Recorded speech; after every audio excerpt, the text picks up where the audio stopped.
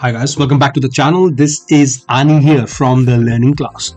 Today's video is a very short video on how to create a signature in your regular Gmail. So without further ado, let's get into it. Before we start guys, please consider subscribing, liking, do all the good stuff. We are a new channel, so it just helps us out. Okay, so this is my Gmail and I'm going to create a very basic signature. So for that, you log into your Gmail. On your top right hand side, go to this small icon, which is the settings icon. Click that, click on see all settings.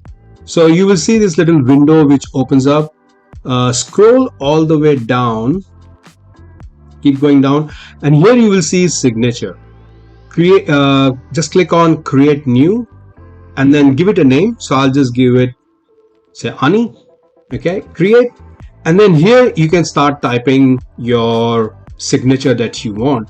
So let's just say I just want to end my email with best regards, give it a comma, give some space. If you want to add a logo, if you have a logo, you can add your logo. So if you just click here, I have this logo, so I'll just click that and you can add your logo.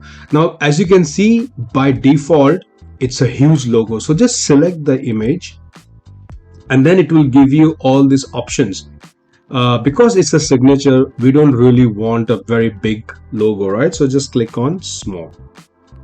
So as you can see, it has shrunk the image size, and then I can write my message. For example, let me just write John Smith, CEO, learning class, website www.learningclass.com, email admin@learningclass.com. Okay, so this is a very basic signature that I've created. Of course, you can format this the way you like. So you have some font options. You also have some options for your font size and bold. You can also, if you actually have a website, you can link this website. So you highlight this and then click on link, and then you can insert your website link as well.